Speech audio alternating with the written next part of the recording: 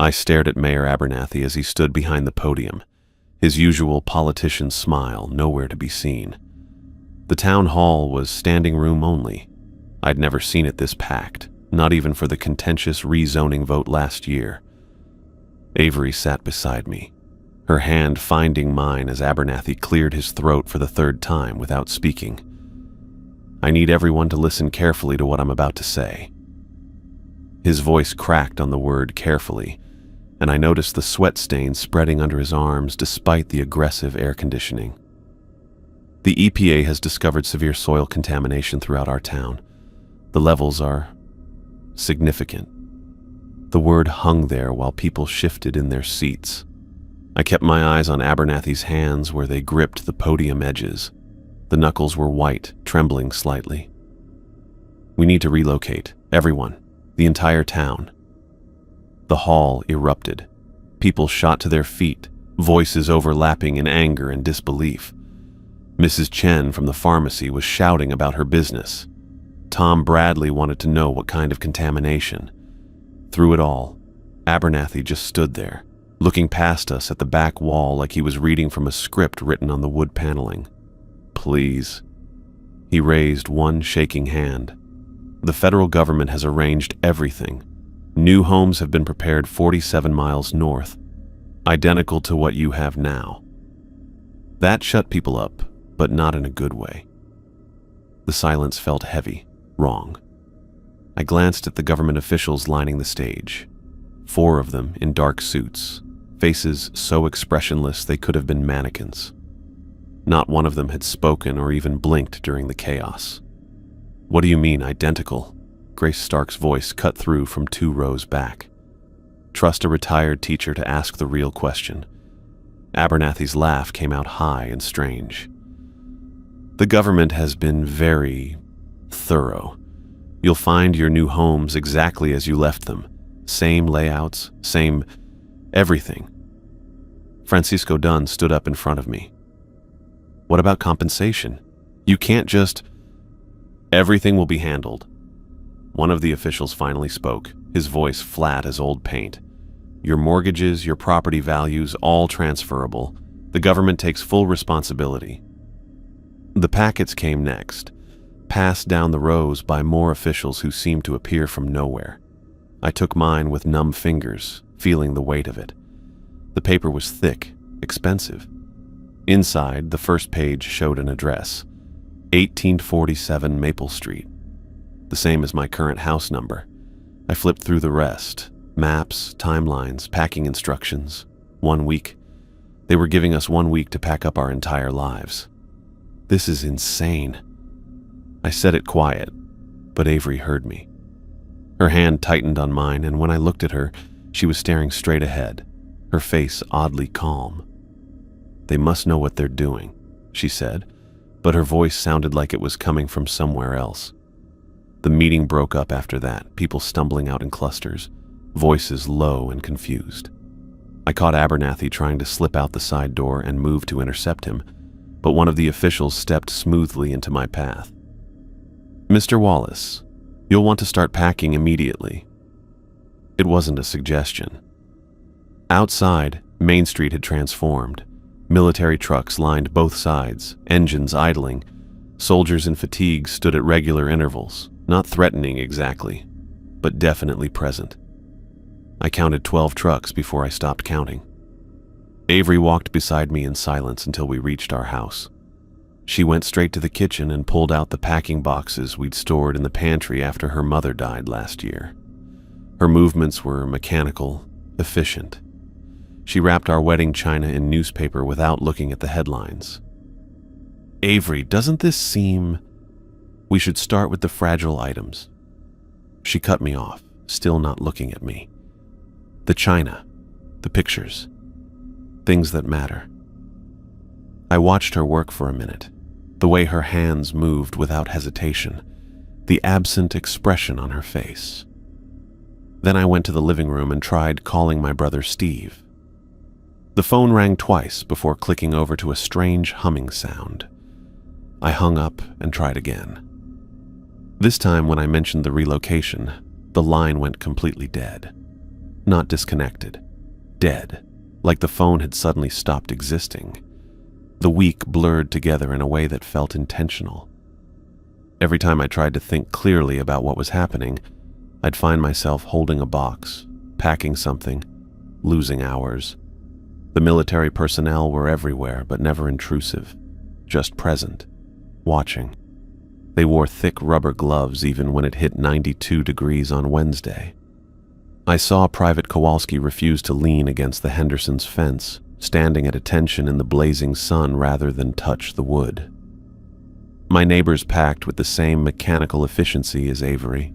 I'd catch glimpses through windows, the Chens moving in perfect synchronization, the Stark family working in complete silence. Only Francisco seemed to share my unease, catching my eye when we passed on the street, but neither of us said anything. What was there to say? Thursday night, I couldn't sleep. I stood at our bedroom window watching the street, and that's when I noticed it. Every house on our block had someone standing at a window, just standing there, looking out at nothing. Avery stirred behind me. "Come back to bed, Paul. Do you see them? Everyone's... Come back to bed." Her tone didn't invite argument. I lay down beside her, but her skin felt cool, almost clammy. She stared at the ceiling, and I could have sworn she was looking through it at something beyond. Friday, they started loading the trucks. Everything we owned, everything that made this place home, disappeared into military vehicles operated by people who wouldn't touch anything directly. I tried to help load our couch, but they waved me off, using some kind of extended grabbers instead. Saturday morning came too fast. The convoy of trucks and buses waited on Main Street, engines running. I helped Avery into our assigned bus, then turned back for one last look. They were already putting up the fence, 12 feet high, electric warning signs every 20 feet. Our town looked exactly as it always had, except for the fence, except for the way the morning shadows fell wrong, except for how empty it already felt, like something had left before we did. "Paul," Avery's voice from the bus, "it's time." I climbed aboard and found my seat. As we pulled away, I pressed my face to the window, watching my home shrink into the distance. The last thing I saw was a team in hazmat suits moving toward Main Street, but they weren't heading for the buildings. They were heading for the ground beneath them. The convoy rolled to a stop, and I pressed my face against the bus window, trying to process what I was seeing. It was our town. Not similar to our town. Not a reasonable facsimile. It was our exact town, down to the faded stop sign at Oak and 3rd that Tommy Chen had backed into last summer. "Jesus," someone whispered behind me. Might have been Francisco. I helped Avery off the bus, her hand cold in mine despite the afternoon heat. She looked around with this weird little smile, like she was seeing exactly what she'd expected to see. The military trucks were already pulling up to houses, soldiers unloading our belongings with those same extended grabbers they'd used before. 1847 Maple Street, Avery said, reading from our packet. "Should be just 3 blocks down. Take a left at the yellow house with the broken shutters." The words came out automatic. I knew because that's where our house was.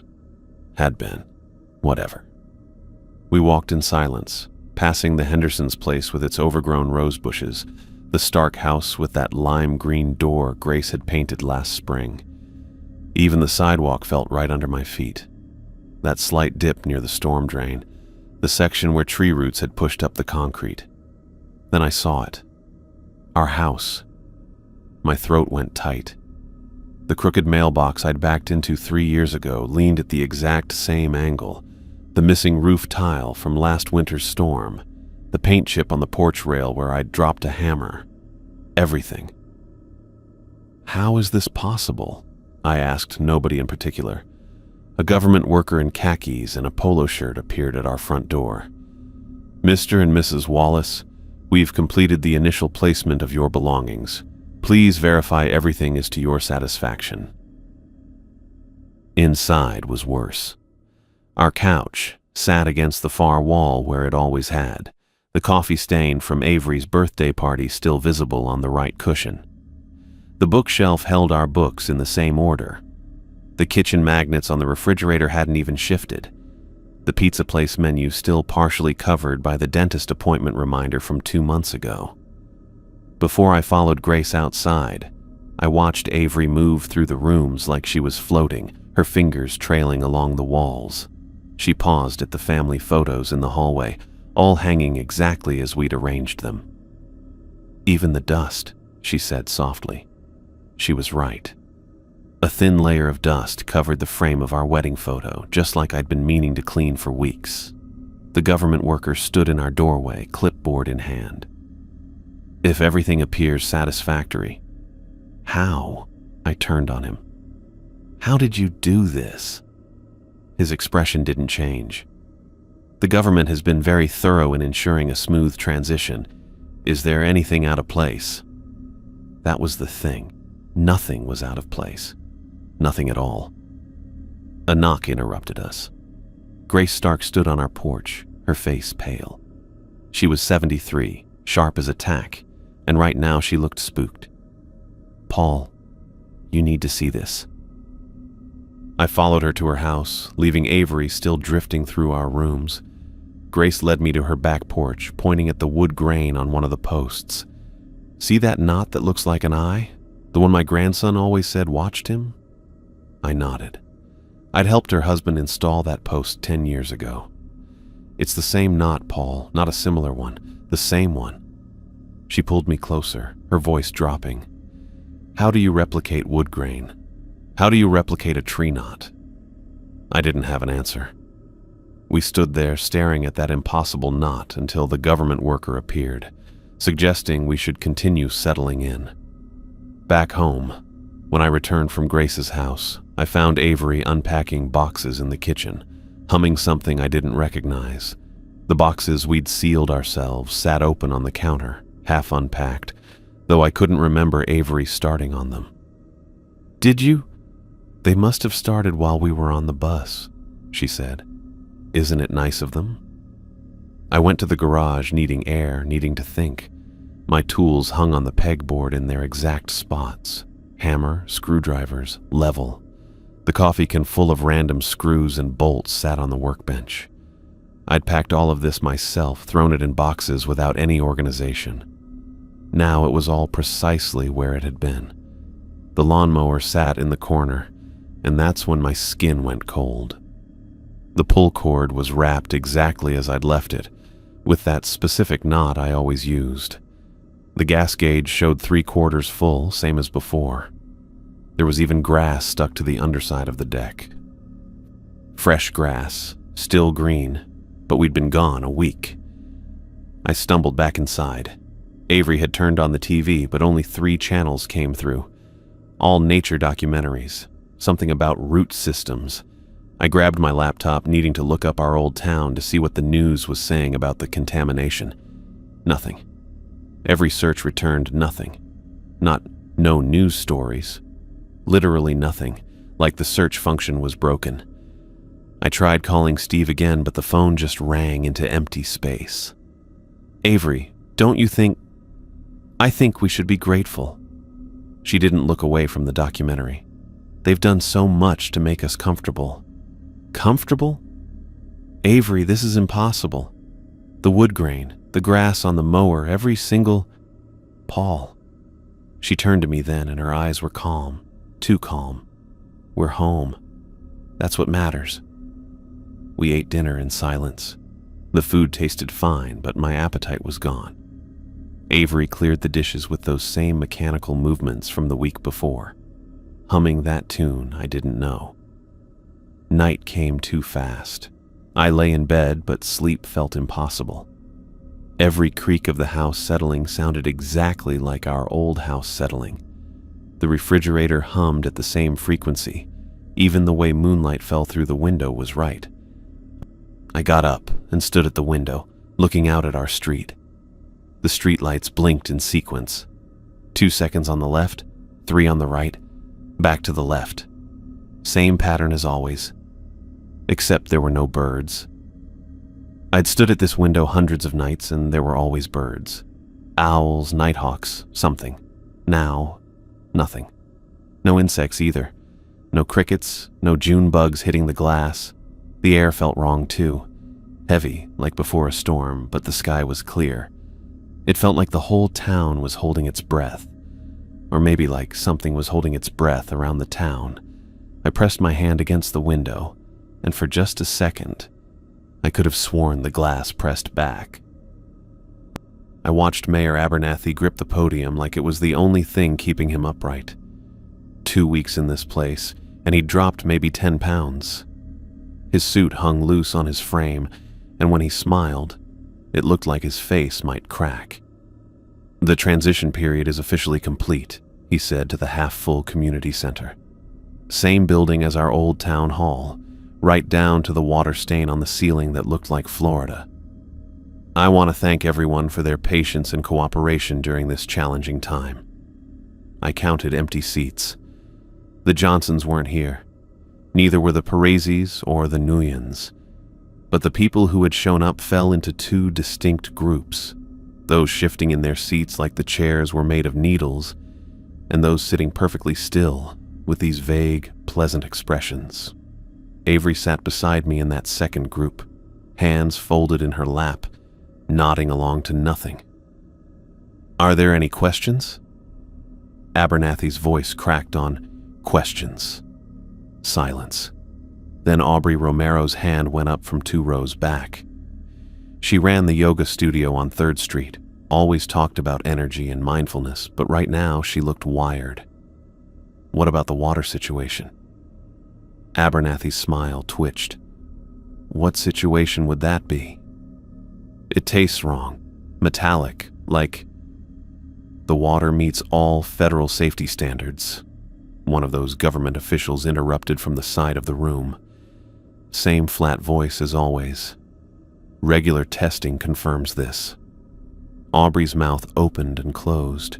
She sat back down. The meeting dragged on. Updates about garbage collection, reminders about curfew. When had we gotten a curfew? Something about a community celebration next month. I stopped listening, too busy watching my neighbors. Mrs. Chen stared straight ahead, unblinking. Tom Bradley kept rubbing his throat like something was stuck there. Grace Stark took notes, but when I glanced at her pad, she'd just written the same word over and over. Home. After Abernathy dismissed us, I headed for the exit, but Aubrey caught my sleeve. "Paul, wait." She pulled me toward the corner, away from the clusters of people filing out. Up close, I could see dark circles under her eyes, a tremor in her hands. "The water," she said, voice barely above a whisper. "You've noticed it too, right? The taste?" I had. Started a few days ago, this metallic tang that lingered no matter how long you let the tap run. Yeah. It makes me tired, like unnaturally tired.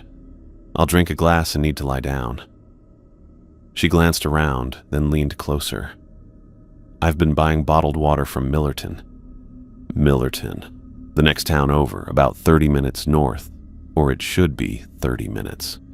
Last time I'd driven there for hardware store supplies, the trip had taken almost an hour, though my speedometer said I'd maintained 60 the whole way. "Smart," I said. "I'll start doing the same." Aubrey squeezed my arm. "Be careful, I think—" She stopped, staring past me. I turned to see Avery approaching, that serene smile fixed on her face. "Ready to go home, Paul?" Yeah, just talking to Aubrey about her classes." Avery's gaze shifted to Aubrey and something flickered behind her eyes. "You should try the evening sessions. They're very peaceful." Aubrey took a step back. "I'll think about it." On the walk home, Avery hummed that same tune I didn't recognize. Her hand in mine felt cool, almost damp. She'd been drinking more water lately, glass after glass like she couldn't get enough. I'd catch her standing at the kitchen sink at odd hours, just drinking and staring out the window at nothing. "Good meeting," she said.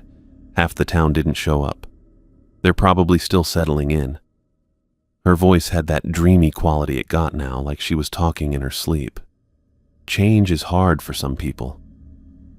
At home, I grabbed a beer from the fridge while Avery filled another glass from the tap. She drank it in one long pull, then filled it again.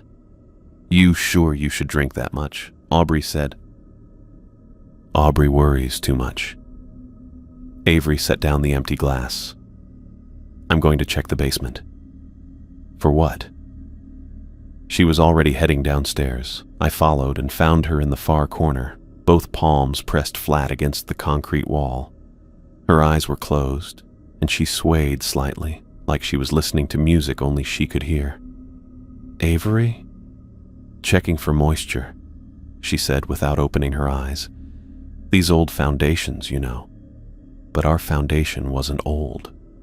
This house was supposedly brand new, just built to look exactly like our old one. I watched her hands move across the concrete in slow circles, her breathing deep and even. The basement felt colder than it should, and the single bulb overhead flickered, throwing her shadow in multiple directions at once. "Find any?" She pulled her hands away slowly, like the wall didn't want to let go. "No, everything's fine." But when she turned, I saw dusty handprints on the concrete, except her hands were clean. The doorbell saved me from asking questions I wasn't sure I wanted answered. Francisco stood on our porch, his usual easy smile replaced with something manic. His dog Max whined and pulled against the leash, trying to back away from our door. "Paul, man, I need to talk to you." I invited him in, but Max planted himself on the porch, growling low. Francisco had to tie him to the porch rail. "Started 3 days ago," Francisco said, pacing our living room while Avery made tea in the kitchen. "Max won't come inside. Not just my house, any house. He's been sleeping in the yard, and when it rained last night, he still wouldn't come in. Just sat there getting soaked, staring at the door like something was going to come through it." "Dogs get weird sometimes," Avery called from the kitchen, "new environment and all." Francisco shook his head. "It's not just that. Watch this." He pulled out his phone, showed me a video. Max in their backyard, Francisco holding a treat just inside the back door. The dog approached, tail wagging, then stopped exactly at the threshold. His whole body went rigid, hackles up, and he backed away growling. "Every door, every time," Francisco said. "And look at his eyes in the video." I looked closer. Right before Max backed away, his pupils dilated completely, like he'd seen something terrifying in the darkness beyond the door. "Maybe he smells something," I offered, though I didn't believe it myself. That's what I thought. Had the house checked for gas leaks, chemical residue, everything. Nothing. Francisco accepted the tea mug from Avery with shaking hands. "Other things too. My tools. I hung them in the garage exactly like before, but sometimes I find them rearranged. Not moved, rearranged. Like someone's been using them and putting them back wrong." "You're stressed," Avery said, sitting across from us with her own tea and another glass of water. "We all are. This transition hasn't been easy." Francisco stared into his mug. "Yeah, maybe." But I could see he didn't believe it. Neither did I. Because I'd noticed things too. Little impossibilities I'd been writing off as exhaustion or confusion. The way our houses creaked in unison during the night, like they were breathing together.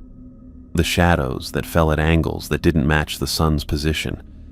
The fact that grass wasn't growing anywhere. But it wasn't dying either. Just staying exactly the same length. Francisco left after an hour, looking defeated. I watched from the window as he untied Max, who immediately pulled him away from our house, tail between his legs. "I'm going to bed," Avery announced, though it was barely 8 o'clock. I stayed up, pulling out the notebook I'd hidden in my workshop. I'd been documenting everything, trying to find patterns. The water situation, the synchronized house sounds, the way certain neighbors had developed that 1,000-yard stare while others fought to stay alert. I added Francisco's dog to the list. Around midnight, I tried taking photos of the odd shadows in our backyard. The streetlight threw our fence's shadow at a 45-degree angle, but our trash can's shadows pointed straight back. Through the camera lens, though, everything looked normal. The photos showed shadows all pointing the same direction, ordinary as could be. I heard movement upstairs and found Avery in the bathroom, drinking directly from the tap, her throat working in long swallows. She didn't react when I said her name, just kept drinking until I physically pulled her away. "I was thirsty," she said, water running down her chin. "Avery, this isn't normal. The water, the way you've been acting. The town needs us." The words came out flat, automatic. "We need to stay." "What? Avery, what are you talking about?" She blinked, and for a second her eyes cleared. I don't know. We can't leave, Paul. We can't. I was thinking we could visit Steve next weekend. Get out for a few days, clear our heads." "No!" The word exploded out of her, and she grabbed my arms hard enough to hurt. "We can't leave. Don't you understand? The town needs us here. Avery, you're scaring me." Her grip loosened and that vague smile returned. "I'm sorry. I don't know why I said that. I'm just tired." She went back to bed, but I couldn't sleep. I sat in the living room, lights off, listening to the house. That's when I heard it. A sound like breathing, slow and deep, coming from inside the walls. I pressed my ear against the drywall. Inhale, exhale. The rhythm matched Avery's breathing from upstairs. I pulled away, my heart hammering. The sound followed me, coming from every wall. Our house was breathing. The next morning, Francisco's dog was gone. Francisco himself sat on his porch when I walked by, that same peaceful expression on his face that Avery wore. "Morning, Paul," he called out, voice calm and distant. "Where's Max?" Francisco tilted his head like he was trying to remember something. "Max? Oh, he went home." "What do you mean, home?" But Francisco had already turned away, staring at his front door with a slight smile. I drove to Millerton that afternoon, needing bottled water, needing distance from whatever was happening. The 30-minute drive took an hour and 15 minutes. My GPS kept recalculating, showing me driving through empty space for long stretches. The road seemed to stretch like taffy, adding miles that shouldn't exist. But I made it, loaded up on cases of bottled water. The normalcy of the Millerton grocery store felt like stepping into another world. Bright fluorescent lights, muzak, people who looked actually present instead of drifting through some dream. The drive back took 2 hours. By the time I pulled into our driveway, the sun was setting, and Avery stood in the front window, silhouetted against the light from inside. She didn't wave, didn't move, just stood there, palms pressed against the glass, waiting. I carried the water cases inside, and she watched me stack them in the pantry without commenting. That night she drank tap water exclusively, glass after glass, while I stuck to bottled. And all through the night, the walls kept breathing. I left the house at dawn, telling Avery I needed supplies from Millerton. She was standing at the kitchen sink, drinking water again. But when I grabbed my keys, she spun around so fast the glass shattered on the floor. "You can't go!" Her hand shot out and grabbed my wrist, fingernails digging in hard. Blood welled up around her fingers. "Avery, what the hell?" Her grip tightened, and for just a second her eyes went completely clear. Not that dreamy, distant look she'd been wearing for weeks, but actually her, terrified and present. "Run," she whispered, so quiet I almost missed it. "Get out while you—" Then it was gone. Her face smoothed back into that awful calm, and she let go of my arm like nothing had happened. "Drive safe," she said, already turning back to the sink for another glass. I backed out of the kitchen, blood running down my arm in 4 neat lines. Through the window I saw Mrs. Chen standing in her yard, not gardening or walking or doing anything, just standing there, facing our house. Tom Bradley was at his window across the street, Grace Stark on her porch, all of them watching. I got in the car and drove, checking the mirrors until I turned the corner. They were still there, still watching. The plan formed as I hit the town limits. Screw Millerton and its 2-hour stretch drive. I needed to see our real town, the one they'd fenced off, 47 miles south. I could make it there and back before dark. Should have been 47 miles. The GPS showed me on Route 16 for the first 20 minutes, then the screen flickered. When it came back, I was somehow on a road that didn't exist, cutting through forest that shouldn't be there. The little car icon moved through blank green space while the voice kept saying, recalculating over and over.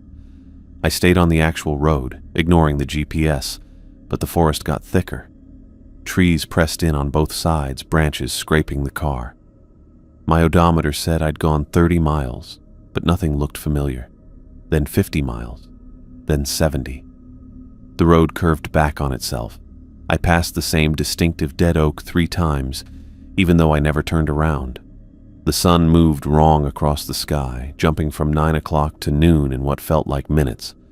Finally, after 3 hours and 127 miles according to the odometer, I saw the checkpoint. Military vehicles, concrete barriers, that electric fence stretching into the trees. I pulled off onto an old logging road a mile back and hiked in through the woods. The patrols were easy to avoid. They moved in predictable patterns, checking their phones more than watching the forest. I belly crawled the last 100 yards to a spot where the fence made a small hill block the guard's view. Through the chain link, my town spread out below me. Intact. Perfect. Empty. No, not empty. Wrong. The houses stood exactly as we'd left them, but something was off about the proportions. Like looking at a face where the features had shifted just slightly. The Hendersons' house breathed. I don't know how else to describe it. The walls expanded and contracted in slow rhythm. The windows stayed dark, but sometimes they'd fog up from the inside, then clear. Our house, my house, the front door kept opening and closing. Not slamming, just a steady rhythm. Open, close, open, close. No one there, just the door moving on its own, like the house was trying to breathe through its mouth. Grace's place pulsed with this deep red light, barely visible, like when you press on your closed eyelids. It throbbed through the walls in waves, starting at the foundation and rolling up to the roof. Then I heard it. At first I thought it was wind, but wind doesn't scream. The sound came from inside the buildings.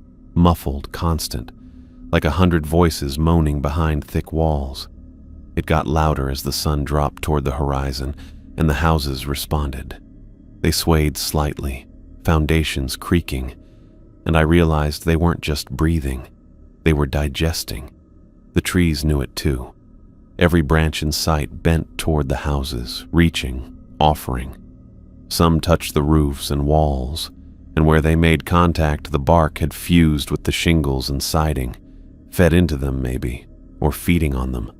Movement to my left. A scientist in a full hazmat suit knelt by the fence, taking readings from something that looked like a Geiger counter but probably wasn't. He had his radio out, speaking clearly enough that I could hear. Consciousness level at 37% and climbing. Rate of increase suggests Phase 2 implementation within 6 days. He paused, checking another device.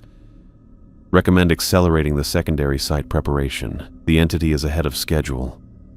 Secondary site, our new town. Where Avery was drinking glass after glass of water, where the houses breathed in unison at night.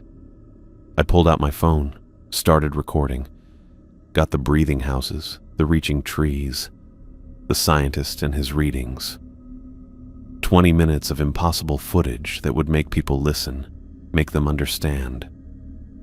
The screaming from the houses got louder as full dark approached. Not pain, exactly. More like ecstasy? Like whatever was happening in there, some part of it was voluntary. Wanted. I backed away from the fence, made it to the trees before the patrols came around again. ran through the forest, branches tearing at my clothes, until I found my car. The drive back took 4 hours this time.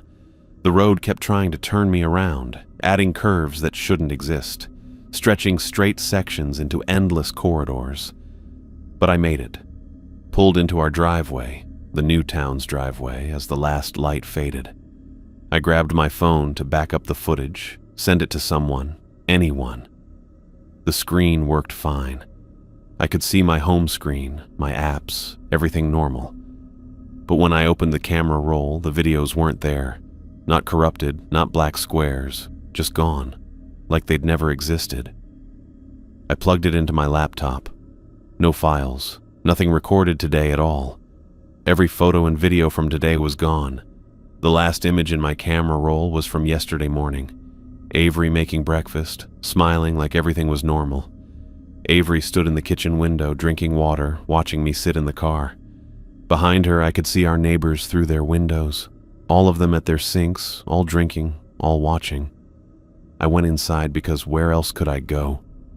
Avery didn't ask about the blood on my shirt or the scratches on my face. She just held out a glass of water.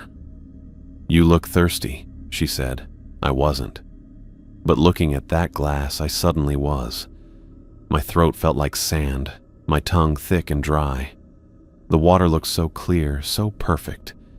I went to the bathroom instead, locked the door, and drank from the bottles I'd hidden under the sink. It helped, but not enough. The thirst was still there, growing, wanting. Through the bathroom wall, I heard Avery humming that tune I didn't recognize. But now I did recognize it. It was the same rhythm as the screaming from our old town, just pitched different, shaped into something that sounded like music but wasn't. She was harmonizing with something that shouldn't exist. And I was starting to hear it too. I'd been gone for 6 hours, just 6 hours to drive to the big box store in Millerton for supplies. I'd asked Matt, Jasmine, and Ruby to come with me, but they'd all declined at the last minute in Millerton for supplies. The clouds started forming as we crossed back into town, thick and dark, swirling in a perfect circle above us while blue sky stretched everywhere else. I saw them first as I crossed back into town. "What the hell is that?" I muttered to myself. Before I could answer, he started screaming. Not a normal scream. This came from somewhere deeper, like his body was trying to turn itself inside out. His hands went to his face, nails digging into his cheeks hard enough to draw blood. "Something's under my skin. Get it out. Get it." Jasmine started shaking in the back seat. Her whole body went rigid, then loose, then rigid again like she was being electrocuted in waves. Her eyes rolled back until I could only see white, and she whispered in this voice that didn't sound like hers at all. "Roots. Growing through my bones. Through my bones. Through my..." Ruby went silent. I glanced in the rear view to see her mouth hanging open, stretched wider than looked comfortable or even possible, but no sound came out. Just this endless, silent scream. The car lurched. I'd swerved without realizing it, tires screaming against asphalt. My own vision started swimming, like looking through water. Pressure built behind my eyes. Not a headache, something else. Like fingers pressing through my skull, trying to dig into the soft parts of my brain. The engine died right at the town square. No warning, no sputtering, just dead. We rolled to a stop next to the fountain, and that's when I saw it. The water had changed. Thick, dark liquid bubbled up from the center, the color of old blood mixed with potting soil. The smell hit me through the closed windows. Copper and earth and something sweet rotten underneath. Matt threw his door open and stumbled out, still clawing at his face. He took 3 steps toward his house on Elm. Then his body jerked like someone had yanked a leash. He started walking. No, being walked, in perfect straight lines toward his front door. Jasmine followed. Her shaking stopped, but her movements all wrong. Her legs moved, but her upper body stayed perfectly still, like only half of her was working. She headed toward her place on Oak Street. that same invisible pull dragging her along. Ruby climbed out last. She'd stopped the silent scream, but her face had gone slack, eyes focused on nothing. She walked past me like I wasn't there, heading home with mechanical precision. I tried to call after them, but my throat felt packed with cotton. The pressure in my head got worse with each word I tried to form. I gave up and ran for my house, needing to find Avery, needing to know she was okay. The front door stood open. Not unusual. Avery liked the fresh air, but the house felt different, colder. The walls seemed to pulse in my peripheral vision, but when I looked directly at them, they stayed still. I must have made it home somehow. The living room swam into focus. Avery and at least 30 neighbors, all standing with their palms flat against the walls. They hummed in perfect unison, this low vibration that I felt in my chest more than heard. The sound matched exactly what I'd heard coming from the houses in our old town. That screaming ecstasy sound, just pitched lower, shaped into something almost like music. Mrs. Chen stood at the north wall, her hands pressed so hard against the drywall that her fingers had gone white. Tom Bradley faced the brick fireplace, palms flat against the mortar. The Hendersons, the Nguyens, Francisco, all of them connected to the house through their hands, humming that awful tune. Avery stood at the far wall, beneath our wedding photo. Her eyes were closed and she swayed slightly, in time with something I couldn't see or hear. "Avery?" My voice came out cracked. She didn't respond. I crossed the room, had to step around Grace Stark, who'd pressed herself into the corner where two walls met, both hands touching different surfaces. I reached for Avery's shoulder. The second I touched her, images flooded my head. Not my thoughts, something else's. I saw our town from above, but not our town. The original one. I saw it as it really was. Not buildings on land, but growths from something massive underneath. Something that had been sleeping in the earth for so long that a town had grown over it like moss on a rock. The government hadn't discovered contamination. They'd discovered it waking up. I yanked my hand back, gasping. Avery turned to me, and her eyes, God, her eyes weren't quite hers anymore. Still amber, still warm, but with something else looking out through them. Paul. Her voice layered oddly, like two people speaking almost in sync. "You're back. Good. The town is hungry." "Avery, what are you doing? What is this?" She smiled, and it was her smile, but also not. "We're feeding it. It's always been hungry, Paul, but now it's awake. Now it can eat properly." "Feeding what? Avery, you're not making sense." She took my hand before I could pull away, and more images crashed through my mind. The thing beneath our original town, vast and ancient, its consciousness spreading through root-like networks. It had divided itself when threatened, sent part of itself here through the structures it had infected. The houses weren't copies, they were organs, digestive systems made of wood and drywall. "It doesn't hurt," Avery said, still holding my hand. "It's like coming home, like becoming part of something that's always been waiting for us." My knees buckled. The pressure in my head exploded into white-hot pain, and I felt that massive consciousness pressing against mine, old, hungry, patient. It had been sleeping beneath our town for generations. Its roots wound through our foundations, and we'd never known. Our parents hadn't known. Their parents hadn't known. We'd just lived above it, and it had dreamed of the day it would wake up and feed. The last thing I saw before everything went black was Avery pressing her palms back against the wall. Then nothing. No memory of leaving. No memory of driving. Just darkness. Where her skin touched the paint, dark veins spread outward like cracks, pulsing with her heartbeat. I woke up to white walls and the smell of antiseptic. Hospital. My head felt stuffed with steel wool and my mouth tasted like I'd been chewing pennies. Dr. Linda Chen stood at the foot of my bed, reading a chart. "Mr. Wallace, you're awake." How did I... You were in an accident. Your car crashed in the town square about 6 hours ago. You've been unconscious since then, though witnesses say you were walking around for several hours before the crash. You kept returning to your car, trying to leave." She set down the chart and moved closer, checking my pupils with a penlight. "You have a concussion. Some confusion is normal." "No, I was at my house. Avery and the others, You were alone in the car, Mr. Wallace. No passengers. You need to rest." But I'd seen it in her eyes as she leaned over me. That same empty quality starting to form, like something was slowly pushing Dr. Chen out and taking up residence in the space she left behind. The town's influence was spreading, reaching out through the people it had already claimed. I closed my eyes and pretended to sleep, but I could feel it pressing against my mind. Patient, hungry, waiting.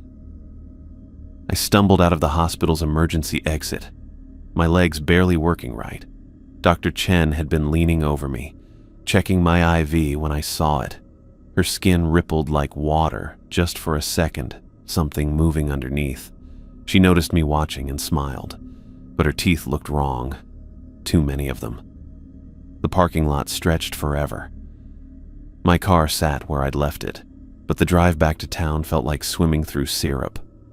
The road kept trying to curve away to take me anywhere else, but I forced the wheel straight. Had to get to Avery. Had to get home. The smell hit me first as I crossed into town. Sweet and organic, like overripe fruit mixed with fresh mulch. The air felt thick, humid in a way that made no sense for the season. Then I saw the houses. They'd changed. Not dramatically, not like some horror movie transformation, but enough. The siding on every building had this wet sheen, like they were sweating. The windows looked filmy, like eyes with cataracts, and they were all pulsing, just slightly, in perfect rhythm. Dalton Murray stood in his front yard, still wearing his postal uniform. He was staring at his house with this expression of total peace. I pulled over and rolled down my window. "Dalton, you okay?" He turned to me, and his eyes had that empty quality, but worse, like someone had scooped out most of him and left just enough to work the controls. "It's time to go inside, Paul. We all need to go inside now." "What are you talking about?" But he was already walking toward his front door. It opened before he reached it, not like someone opened it from inside, but like the house itself yawned. Dalton walked through, and the door sealed behind him. Not closed, sealed. The door frame and the door merged into solid wood, the grain flowing together like it had never been separate pieces. I got out of the car, legs shaking, ran to his door, pounded on it. The wood felt warm and slightly soft, like skin. I jerked my hand back. Through Dalton's window, I could see him standing in his living room, arms at his sides. Then he started to sink. His feet disappeared into the floor first, the carpet flowing up around his ankles. He didn't struggle. Just stood there as the house slowly pulled him down, inch by inch, until only his head remained above the floorboards.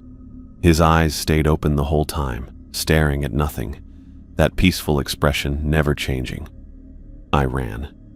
Sprinted down the street toward my house, past windows where I could see my neighbors in various stages of the same process. Mrs. Chen was waist-deep in her kitchen wall. The Hendersons sat on their couch as it slowly enveloped them, the cushions spreading up their bodies like quicksand. My front door stood open. Inside, Avery had arranged our furniture in a circle, and at least a dozen neighbors stood around her. They were holding hands, humming that tune I'd been hearing for weeks. "Paul." Avery's face lit up when she saw me. Perfect timing. We're about to begin the joining ceremony. "Avery, we need to leave. Now. The houses are eating people." She laughed. Not her real laugh, but something that used her voice. "Not eating, Paul. Joining. Becoming one with something so much older and greater than us." She held up her arms. Dark veins ran beneath her skin, pulsing with her heartbeat, but also with something else, something that matched the rhythm of the house's breathing. When she pressed her palm against the wall, the veins connected to dark lines in the paint, creating a circuit between her and the structure. "The town has been sleeping beneath our feet for thousands of years," she said, her voice taking on that layered quality again. "Our original town was built on top of it by accident. For generations it dreamed, and we lived in its dreams without knowing." Tom Bradley stepped forward, his movements smooth and certain. "The government found out. They tried to poison it, to kill it with chemicals. But you can't kill something like this with chemistry, they just woke it up." "Made it angry," added someone else. Might have been one of the Nguyens, but their face kept shifting in my vision. Avery nodded. "So it divided itself, sent part of its consciousness here through the structures it had infected. The houses aren't copies, Paul. They're organs, extensions of the original entity grown from its flesh." The front door slammed shut behind me. I spun to find the knob had disappeared, the door fused with the frame just like Dalton's. "It needs to feed to complete the transformation," Avery continued, "to fully manifest in this reality. And we're going to help it. We were chosen, Paul. Our ancestors made a pact, traded our flesh for prosperity. We're just fulfilling our end of the bargain." A scream from outside cut through her speech. Through the window, I saw Aubrey Romero running down the street, her yoga pants torn, her face streaked with tears and something darker. "Francisco!" she screamed. "He melted into the kitchen. His face is still there in the cabinet. He's still blinking." She stumbled, caught herself, kept running. But the street itself had become sticky, and her feet made wet, sucking sounds with each step. She looked at our window, saw us watching, and screamed harder. That's when Grace Stark emerged from her house. She moved wrong. Her legs worked, but they jerked with each step like someone was pulling strings. Her arms hung loose at her sides, and when she turned her head, it went too far, almost backward. Something ran from her spine into the house. Organic cables, like umbilical cords made of house and human, puppeting her from within. "Grace," I called out, but Avery pulled me back. She gave herself completely. The house thinks through her now, moves through her. She's its hands in our world. Grace's head snapped toward us at the sound of my voice. Her mouth opened, but the sound that came out wasn't human. It was that screaming from our old town, that ecstasy agony sound, shaped into almost words. "Join," it said through Grace's mouth. "Join, join, join." The walls of my house started to pulse harder, and a clear fluid began seeping from the paint. It smelled sweet, so sweet, and my head immediately went fuzzy. The neighbors swayed in place, breathing deep, their eyes rolling back. "It's time, Paul," Avery said, reaching for me. "It won't hurt if you don't fight it. The town will take you anyway, but it's so much better if you choose."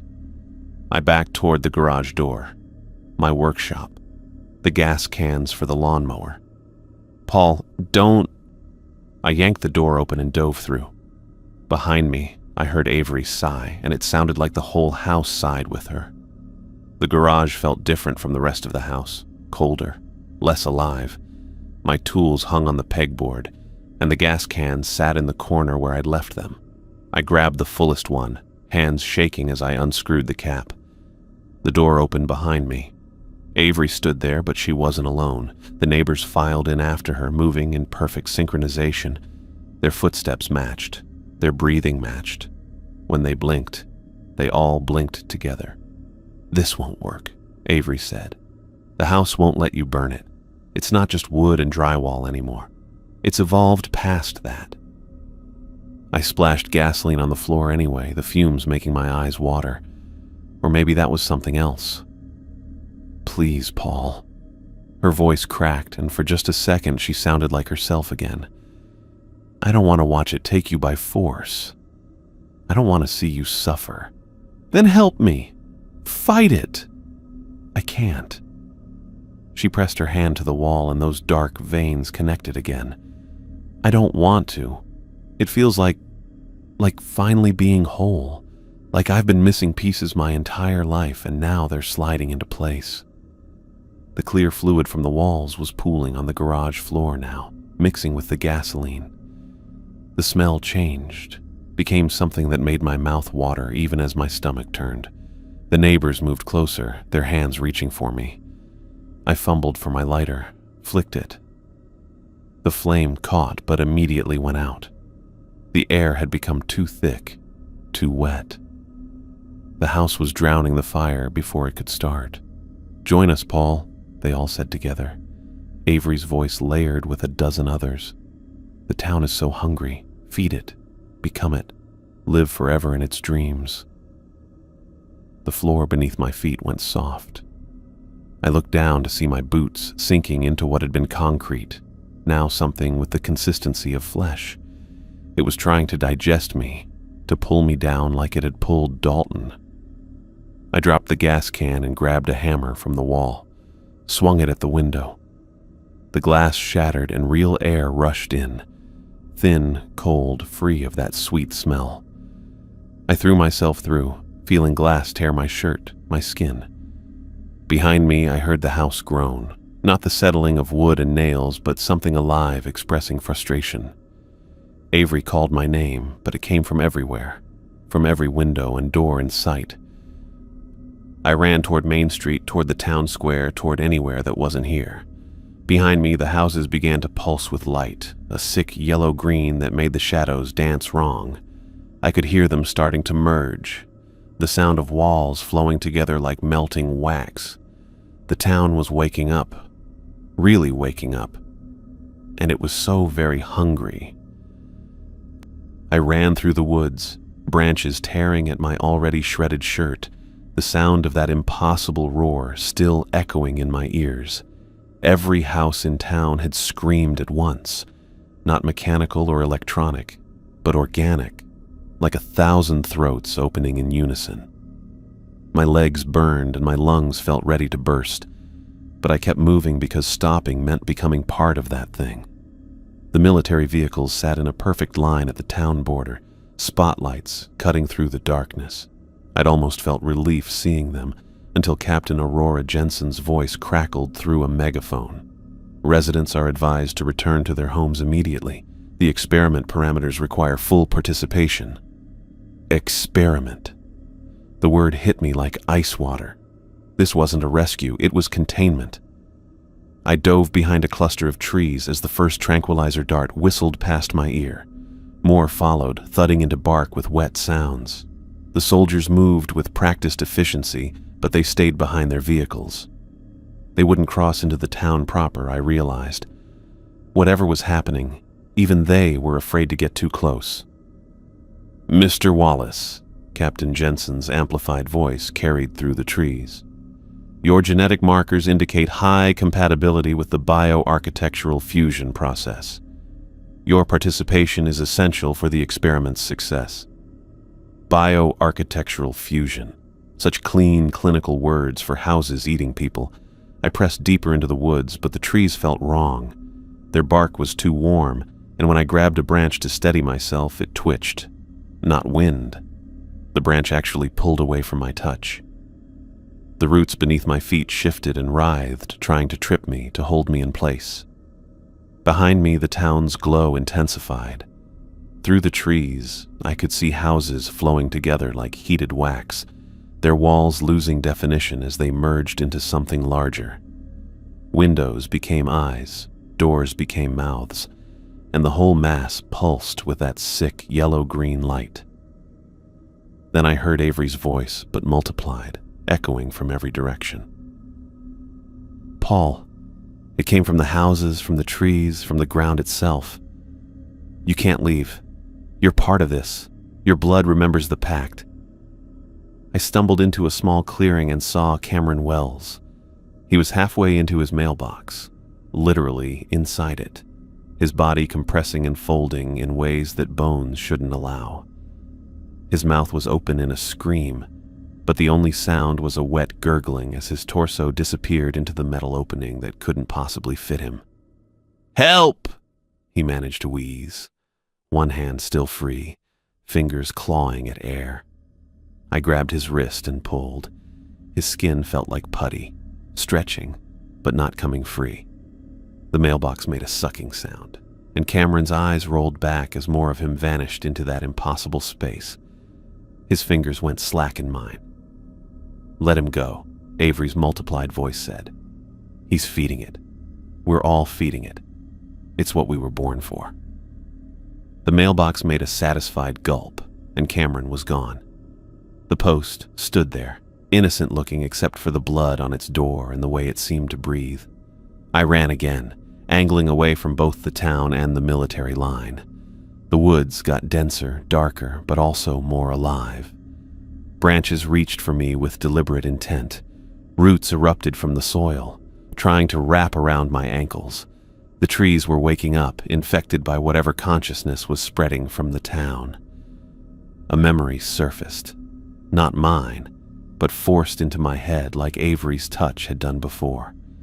I saw our town's founding fathers, standing in these same woods centuries ago. They'd found something sleeping in the earth, something vast and ancient. They'd made a deal, prosperity for their settlement in exchange for a tithe.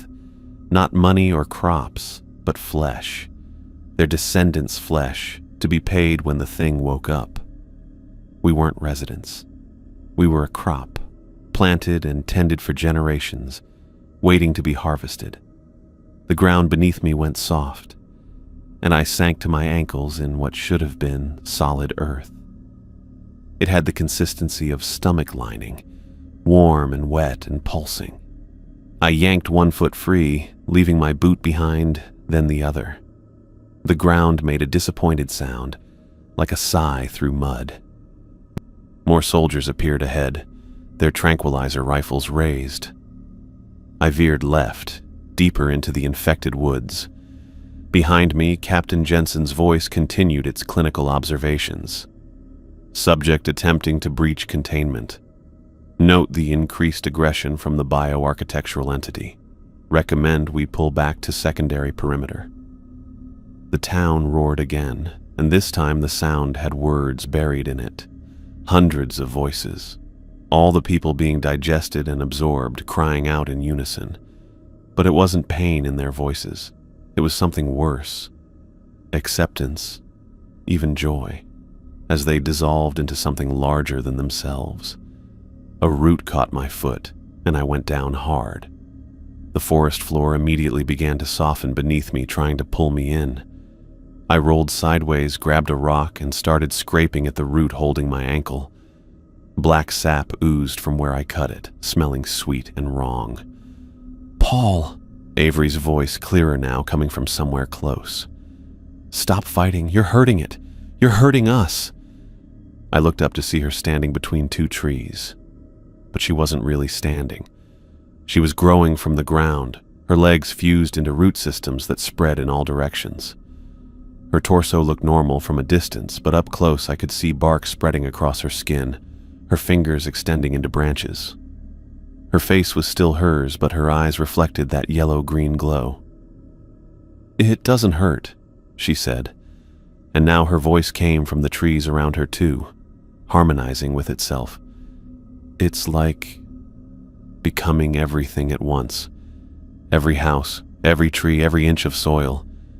We're all connected now, all one organism. You could be part of it too." She reached for me with fingers that had become twigs, and I scrambled backward.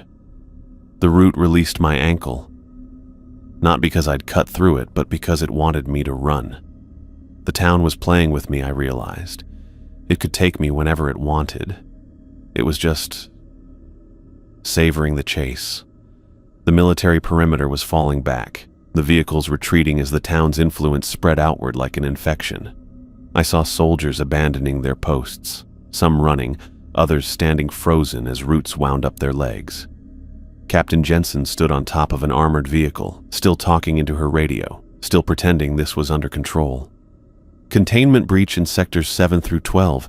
The entity is exceeding projected growth parameters, requesting immediate... A house, an entire house, erupted from the ground beneath one of the vehicles, swallowing it whole. The structure looked like the Hendersons' place, but stretched and distorted, its windows glowing as it digested the metal and plastic and flesh inside. I kept running, leaving the chaos behind, pushing deeper into the dark woods. The trees thinned out gradually, their movements becoming less coordinated, less purposeful. The town's influence was weakening with distance, but I could still feel it in my blood. That sweet sickness, that call to return. My skin itched where the glass had cut me, and when I looked, thin black veins were spreading from the wounds. The town was in me now, growing, spreading, trying to transform me from the inside out. I thought of Dalton sinking into his floor, of Cameron compressed into a mailbox, of Avery becoming part of the forest. I thought of the houses breathing in unison, digesting my neighbors, fulfilling some ancient pact I'd never agreed to. The town roared again behind me, but fainter now, still hungry, still calling. I ran faster, even as I felt my blood thickening, darkening, turning into something that wasn't quite blood anymore. The town might be in me, but I wasn't in it. Not yet. The woods opened onto a dark highway, empty except for the distant lights of a gas station maybe a mile down the road. I stumbled toward it, leaving dark footprints on the asphalt, my body fighting against itself with every step. Behind me, the horizon glowed yellow-green, and I could hear Avery's voice on the wind, multiplied into a chorus. "You'll come back, Paul. The town is patient. The town remembers. The town is in your blood now." I kept walking, one foot in front of the other, the gas station lights getting closer. Maybe someone there could help. Maybe there was still a way to cut this thing out of me. Or maybe I was just spreading the infection, carrying the town's seeds to new soil. I didn't know. But I kept walking anyway, because the alternative was turning around, and I could already feel how badly my body wanted to do exactly that. I stumbled out of the tree line and onto cracked asphalt, my bare feet leaving bloody prints mixed with something darker.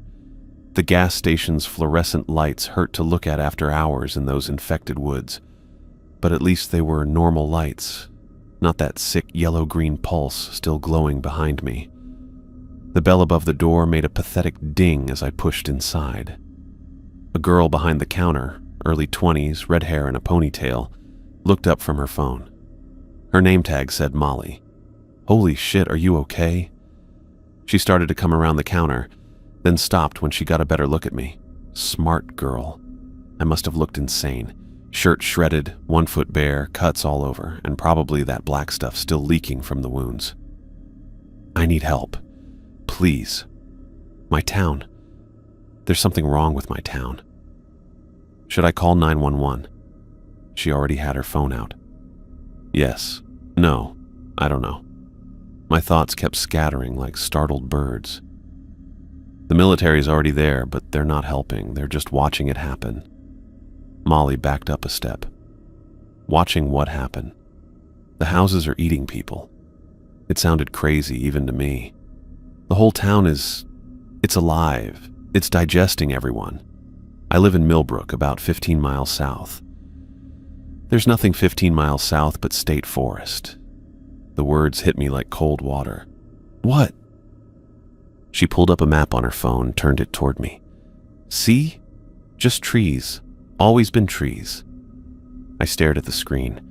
Where my town should have been. Where I'd lived for 42 years. The map showed unbroken green.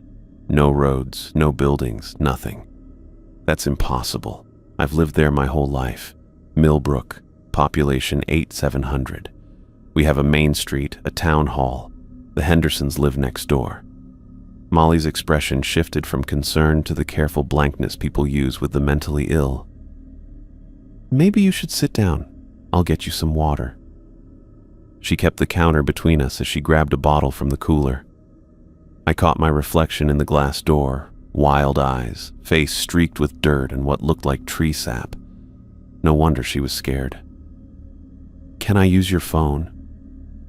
I tried to sound calmer, more rational. I need to call my brother. She hesitated, then slid her cell across the counter, maintaining her distance. I dialed Steve's number from memory. It had been the same for 15 years. 3 tones, then a robotic voice. The number you have dialed is not in service. I tried again, careful with each digit. Same result. Computer? I pointed at the ancient desktop behind the counter. Please, I just need to check something. Molly looked like she wanted to say no, but maybe something in my face convinced her. She turned the monitor toward me and backed away. I searched for Millbrook first. No results.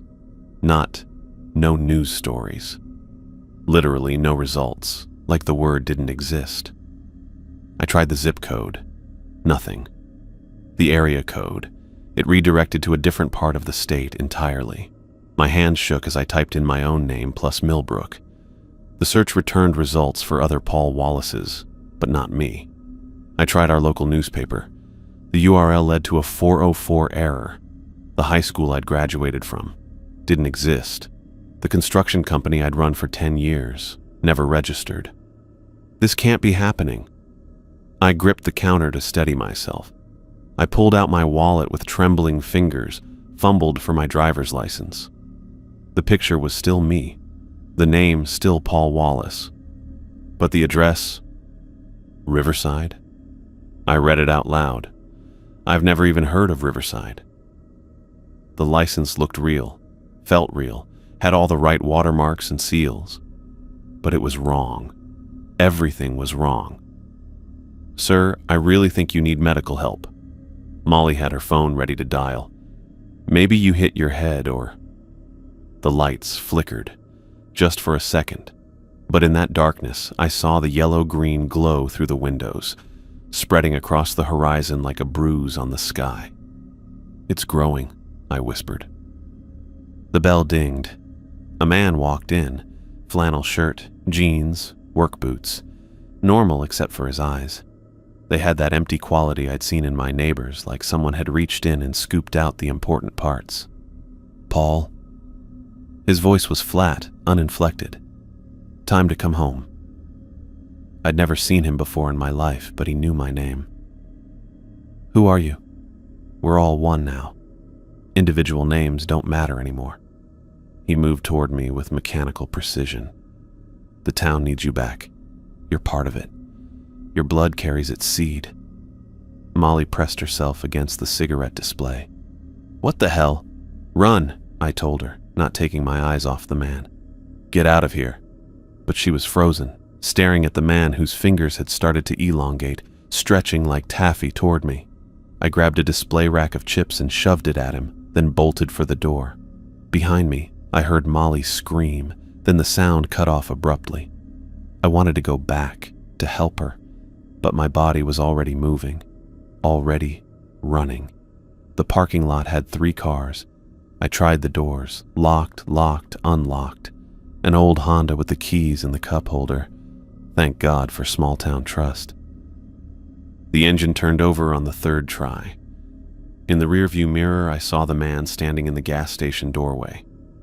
He wasn't chasing me. Didn't need to. We both knew I'd have to come back eventually.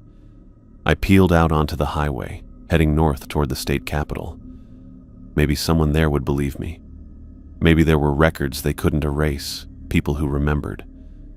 The radio came on by itself, cycling through static until Avery's voice emerged, multiplied and harmonized with itself. Paul, you can't run from what you are. The town is in your blood now, in your bones. You're carrying us with you, spreading us wherever you go. I turned it off. It came back on. We're not angry. We understand. The human part of you is scared, but that part is getting smaller, isn't it? You can feel us growing inside you. She was right. My skin itched constantly now, and when I scratched, I felt something beneath the surface. Not muscle or bone, something else. Something growing. The road ahead started to curve. even though I could have sworn this stretch of highway was straight. The curve got sharper, bending back on itself, trying to turn me around. I fought the wheel, keeping the car pointed forward, but the road itself was working against me. My phone, no, Molly's phone, still in my pocket, buzzed with a text from an unknown number. Just coordinates. I knew without checking that they led back to Millbrook, to the thing that used to be my town. 20 miles out, the car died. No warning, no sputtering, just dead. I coasted to the shoulder and tried the ignition. Nothing. I got out and started walking. Behind me, that yellow-green glow painted the clouds like radiation. The air tasted sweet and rotten at the same time. A truck stop appeared after maybe an hour of walking. I went to the bathroom first, needing to see how bad it was. Under the fluorescent lights, I could see dark veins spreading up my arms, pulsing with my heartbeat. When I pressed on them, black sap leaked through my pores. I grabbed my pocket knife, made a small cut on my forearm.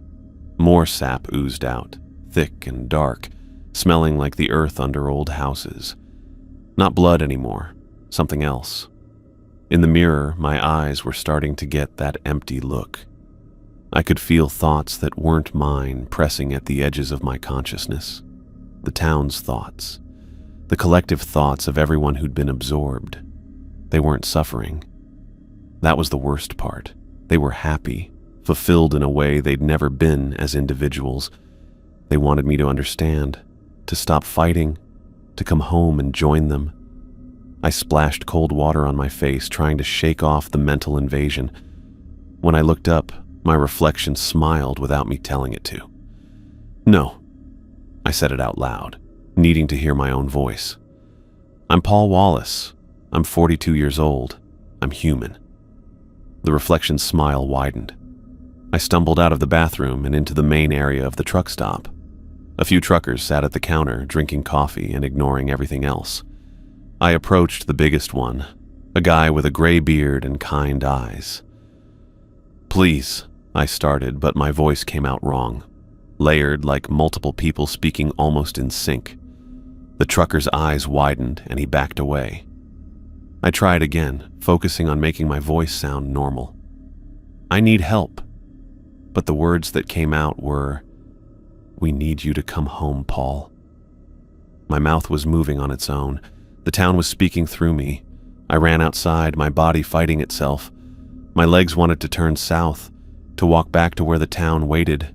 My arms reached for car doors, trying to find a way back. Only some small part of me, getting smaller by the hour, kept pushing north. The horizon behind me pulsed with that sick light, and I could hear them all, every voice from my town, calling in unison, not with words anymore, but with something deeper. A pull in my blood, in my bones, in whatever was replacing my human cells. I made it maybe another mile before my legs gave out. I collapsed on the shoulder of the highway, watching dark veins spread across my skin like a map of roots. The town was patient. It had waited thousands of years. It could wait a little longer for me to stop fighting, but I wasn't ready to stop.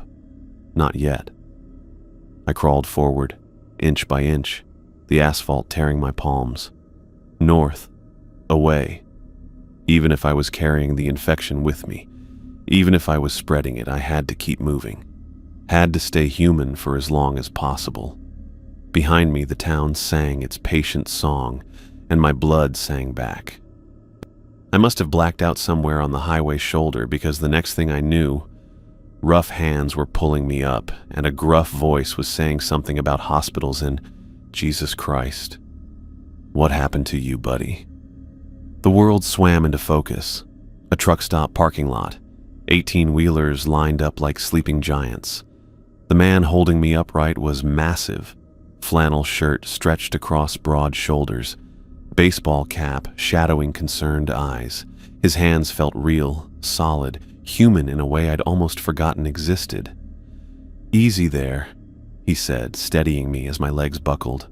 Name's Wayne. Found you having some kind of fit by the road. You need a hospital. I tried to answer, but my mouth felt wrong, like the muscles had forgotten their purpose. When I finally managed to speak, my voice came out normal, mine, not layered with the town's consciousness. Please, just away. Need to get away. Wayne studied my face, taking in the dark veins visible through my skin, the black sap crusted around my fingernails. Any sensible person would have dropped me and run. Instead, he shifted his grip, supporting more of my weight. All right, hospital first, questions later. He half carried me toward a semi with Burton Trucking painted on the door. Can you climb up? The cab smelled like coffee and air freshener, blessedly normal except for the sweet rot smell coming off my skin. I collapsed into the passenger seat, and that's when I noticed it. My hand was sticking to the vinyl. Not just pressed against it, but actually adhering, my skin taking on the seat's texture. I yanked my hand away. Skin tore, leaving a palm-shaped patch of me on the seat. No blood, just more of that black sap weeping from raw flesh that looked more like wood grain than human tissue. Wayne saw it too. His knuckles went white on the steering wheel, but he didn't kick me out, just pulled onto the highway and pushed the speedometer past 70. What happened to you? His voice stayed steady, professional. Probably seen plenty of weird stuff in his years on the road, though nothing like this. My town, the words scraped out of my throat. It's eating everyone, growing into them. Or they're growing into it. I got out, but it's in me now. He glanced at the patch of my skin on his seat, watched it darken and spread slightly before seeming to die. Drugs? I wish. We drove in silence for 20 minutes, Wayne periodically checking that I was still breathing. The highway stretched straight and empty, and I focused on staying separate, keeping my skin from melding with anything else it touched. But I could feel my body trying to join with the truck, the vibration of the engine matching my heartbeat, the frame's metal calling to something in my bones. There's a hospital about 30 miles ahead, Wayne said, crossing state lines. That far enough from whatever you're running from? Maybe. I doubted it, but what else could I say?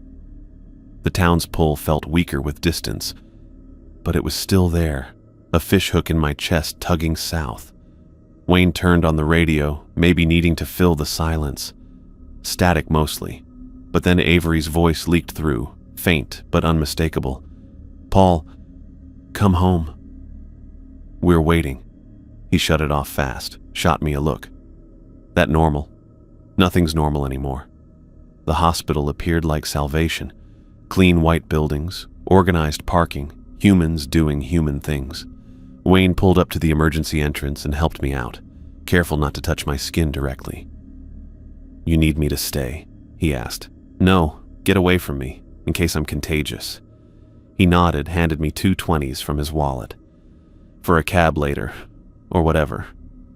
He paused, then added, Good luck, man. Whatever this is, I hope you beat it. I wanted to thank him properly, but the automatic doors were already opening, and a nurse was rushing out with a wheelchair. Wayne drove away fast, and I didn't blame him. Dr. Danielle Kim looked at my blood sample through the microscope for the 3rd time, her expression cycling through confusion, fascination, and something close to fear. She'd drawn 3 vials, and each looked different. The first almost normal, the second dark and viscous. The third moved on its own in the tube. This is impossible, she said, adjusting the magnification. Your blood cells they're not cells anymore. They're something else. Look. She turned the monitor toward me.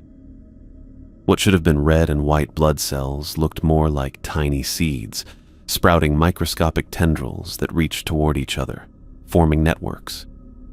It's replacing your cellular structure systematically, she continued, clinical tone not quite hiding her excitement.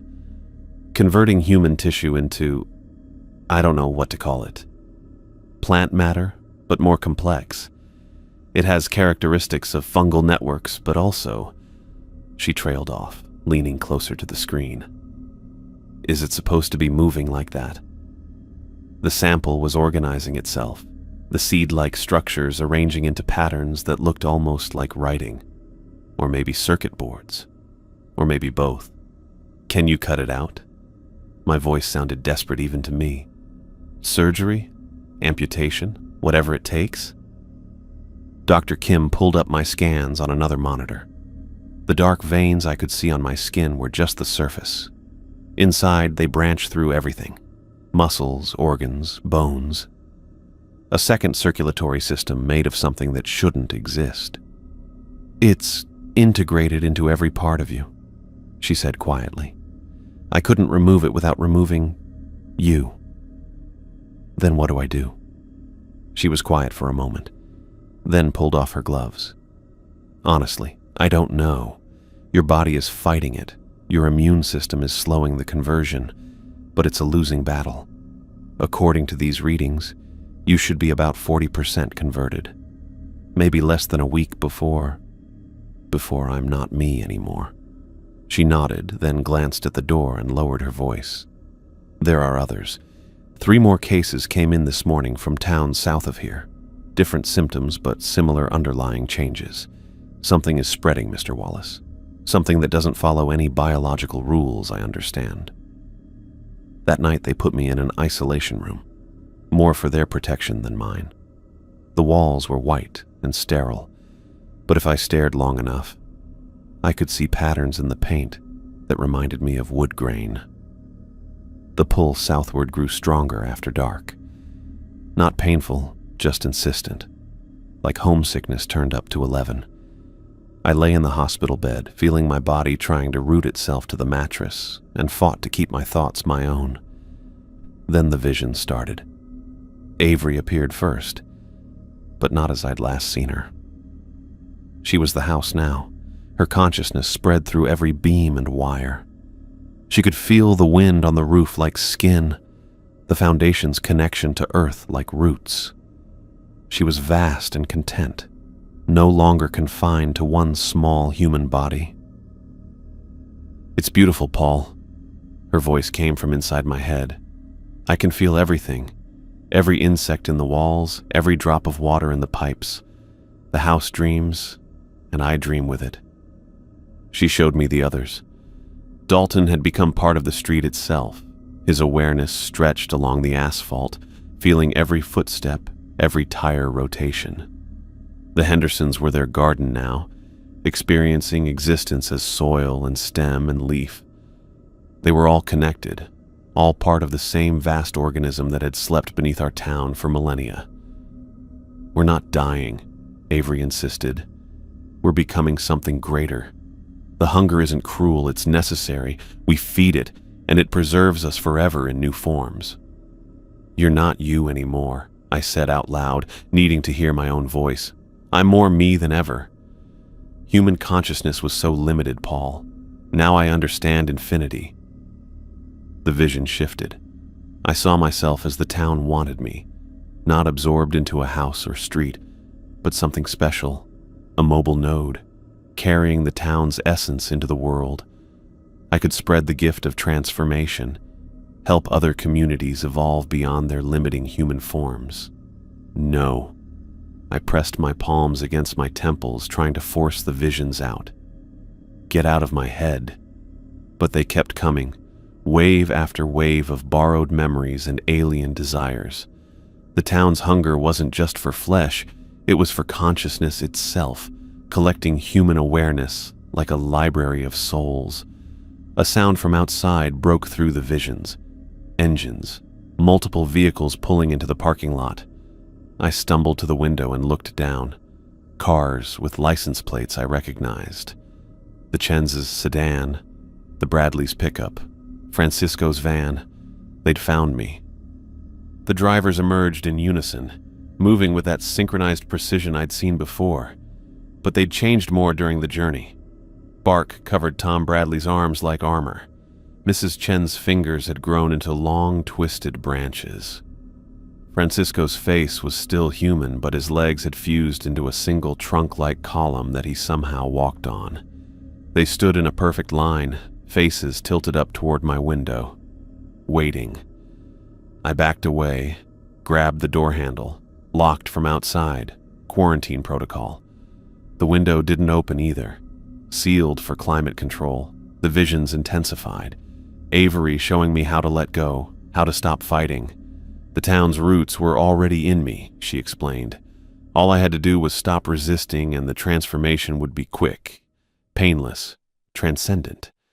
My hands moved without my permission, reaching for the IV stand. Some part of me that wasn't quite me anymore wanted to break the window, to call down to the others to go home. I fought it, biting my tongue hard enough to taste blood. Real blood, still red, still mine. The door handle turned. Dr. Kim entered with a security guard, her face pale. "Mr. Wallace, there are people here claiming to be your family. They're not well. Don't let them in. They're not people anymore." She nodded, already backing away. "We've called the CDC. They're sending a team." But I could feel the town's patience wearing thin. The converted residents in the parking lot began to hum in unison, that familiar tune that wasn't quite music. The sound penetrated the walls, vibrated in my bones. My body responded, the dark veins pulsing in rhythm. "I need to leave," I told Dr. Kim. "Leading them away is the only chance." "You can't. You're under medical quarantine." The humming grew louder, and the lights flickered. Throughout the hospital, I heard alarms beginning to sound. The town's influence was spreading, reaching through its converted residents to touch this clean, sterile place. "Please," I begged. "Let me go before it takes this place too."